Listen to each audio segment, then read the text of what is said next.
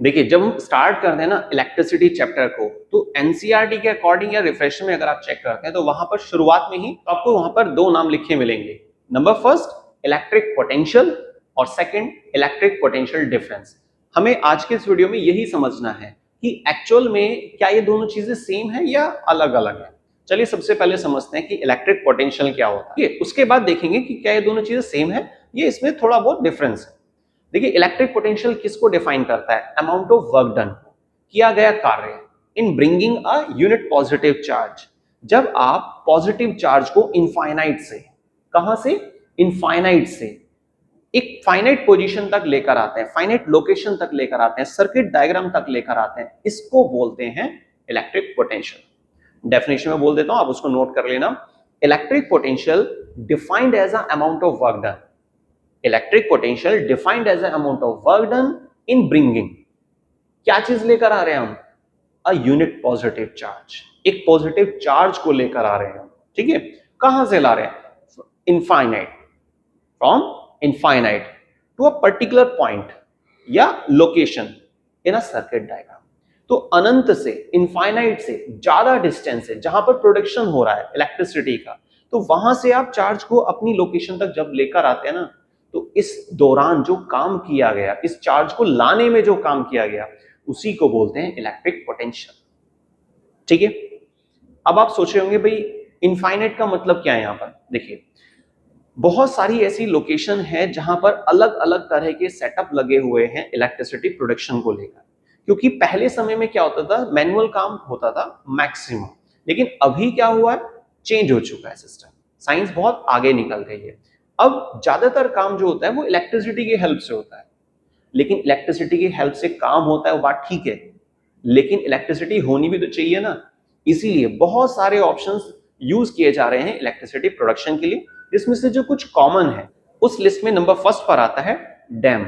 बहुत सारी ऐसी लोकेशन है जहां पर बांध बनाए गए, डैम बनाए गए। ये तो आपको मालूम है ही कि डैम कहाँ होता है, किसी छोटे मोटे स्ट्रक्चर पर तो बनता नहीं है, वो हमेशा नदी पर बनाया जाता है, उसकी गहराई को बढ़ाकर, थोड़ा चौड़ाई को बढ़ाकर, इस तरीके से। ठीक है, ये सब चीज तो आपको पता है। तो डैम जहां पर है वहां पर इलेक्ट्रिसिटी प्रोडक्शन हो रहा है। एग्जाम्पल में आप ले सकते हैं जैसे कि गढ़वाल की तरफ, टिहरी गढ़वाल की साइड टिहरी डैम। ठीक है, तो वहां इलेक्ट्रिसिटी प्रोडक्शन हो रहा है। तो हमारे लिए क्या हुआ, ज्यादा दूरी हुई ना, इसलिए हम उसको इनफाइनाइट बोल रहे हैं। तो इनफाइनाइट मतलब टिहरी डैम से एक एग्जांपल, और भी बहुत सारे डैम है, वो भी ले सकते हैं आप।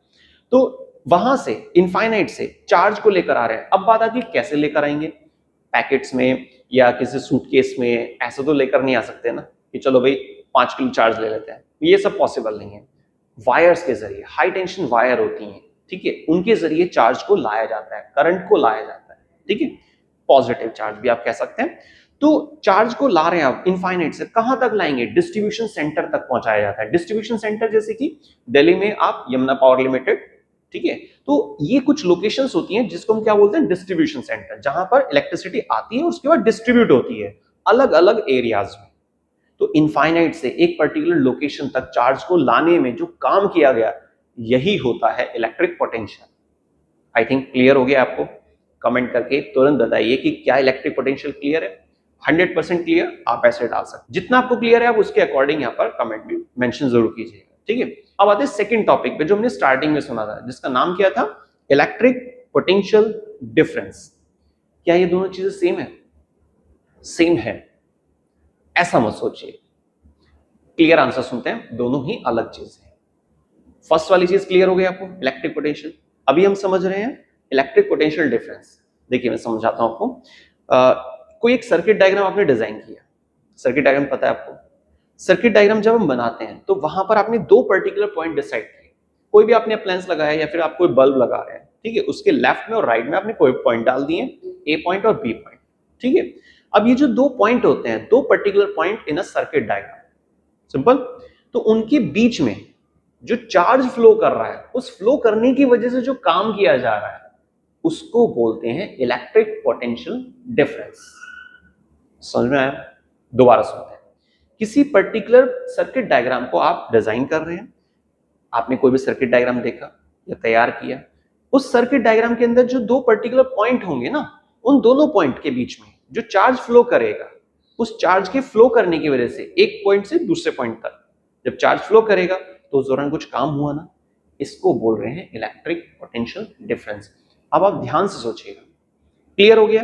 एक बार मैं आपको डायग्राम से भी समझा देता हूं कि कौन से 2 पॉइंट मैं आपको समझाने की कोशिश कर रहा हूं। मैंने यहां पर एक सर्किट डायग्राम तैयार किया।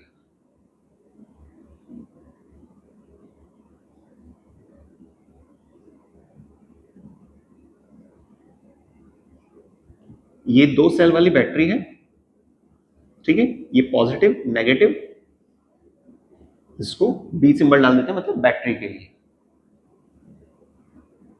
यहां पर हमने ऐसे स्विच लगा दिया, ठीक है।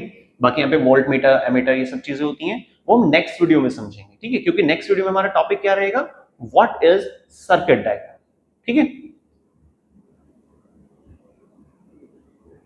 ये ए पॉइंट, ये बी पॉइंट, तो इन दोनों पर्टिकुलर पॉइंट्स, ए पॉइंट और बी पॉइंट, जब चार्ज ए पॉइंट से बी पॉइंट तक फ्लो कर रहा है ना, कौन फ्लो कर रहा है, चार्ज। यहां पर आप ऐसे डायरेक्शन दिखा सकते हैं। तो ए पॉइंट से बी पॉइंट तक जब चार्ज फ्लो करता है, उस फ्लो करने की वजह से इन दोनों पॉइंट के बीच में जो भी काम हुआ, काम क्या हुआ, बल्ब जल जाएगा, जला देते हैं उसको,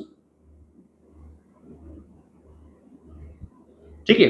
तो जो काम हुआ, इस काम को बोलते हैं इलेक्ट्रिक पोटेंशियल डिफरेंस। और इलेक्ट्रिक पोटेंशियल डिफरेंस जो होता है, जिसको हम शॉर्ट में वोल्टेज भी बोल देते हैं, रफली बोल देते हैं कि यहां कितनी वोल्टेज आ रही है, तो इसको मेजर कैसे करते हैं, वोल्ट मीटर के जरिए। वो यहीं पर कनेक्ट किया जाता है पैरेलल, उसको खैर हम नेक्स्ट वीडियो में समझेंगे। तो इस पॉइंट से इस पॉइंट के बीच में, तो दोनों फाइनाइट पॉइंट है ना, क्लियर। तो यहां से यहां जब चार्ज फ्लो करता है तो हम बोलते हैं कि भाई कुछ काम हुआ है, यही हमारा है इलेक्ट्रिक पोटेंशियल डिफरेंस। अब यहां एक फॉर्मूला भी होता है जो आपको कवर करना रहेगा, ठीक है, शॉर्ट में से पोटेंशियल डिफरेंस भी कह सकते हैं, बाकी इलेक्ट्रिक पोटेंशियल डिफरेंस पूरा नाम है इसके लिए। तो V is equal to, V इसका सिंबल है पोटेंशियल डिफरेंस का, वर्क अपॉन में चार्ज। इस फॉर्मूले के जरिए भी आप और अच्छे से समझ सकते हैं इसको। तो इलेक्ट्रिक पोटेंशियल डिफरेंस मतलब potential difference is equal to work upon charge. जब चार्ज फ्लो कर रहा है एक पॉइंट से दूसरे पॉइंट के बीच, कितना काम किया, यही है हमारा इलेक्ट्रिक पोटेंशियल डिफरेंस। तो आई थिंक आपको दोनों चीजें क्लियर हो गई ना। अब थोड़ा सा डिफरेंस समझ लेते हैं पॉइंट्स के अकॉर्डिंग। जो इलेक्ट्रिक पोटेंशियल हमने स्टार्टिंग में समझा, वहां क्या हो रहा है कि इनफाइनाइट से फाइनाइट पोजीशन तक आप चार्ज को लेकर आ रहे हैं, तो जो काम किया गया उसी को हमने नाम दिया इलेक्ट्रिक पोटेंशियल। क्लियर, इनफाइनाइट से फाइनाइट। लेकिन यहां इस टॉपिक में क्या चल रहा है, एक पर्टिकुलर पॉइंट, मतलब एक फाइनाइट पॉइंट से दूसरे फाइनाइट पॉइंट के बीच में जब चार्ज फ्लो करता है, उसको बोलते हैं इलेक्ट्रिक पोटेंशियल डिफरेंस। क्लियर हो गई बात? तो आई थिंक आपको दोनों ही चीजों में जो डिफरेंस है ना, वो चीज बहुत अच्छे से क्लियर हो गई होगी। और अगर आपको कंटेंट क्लियर है, आपको लगता है कि हाँ टॉपिक आपको अच्छे समझ में आ गया है, तो प्लीज वीडियो को मैक्सिमम शेयर करना मत भूलिएगा। इसी तरह सपोर्ट करते रहिए आपके अपने favourite channel science world by Tushar sir. Video को स्टार्टिंग से लास्ट तक देखने के लिए बहुत बहुत धन्यवाद। मिलते हैं नेक्स्ट वीडियो में कुछ और नए इंपॉर्टेंट टॉपिक्स। थैंक्स।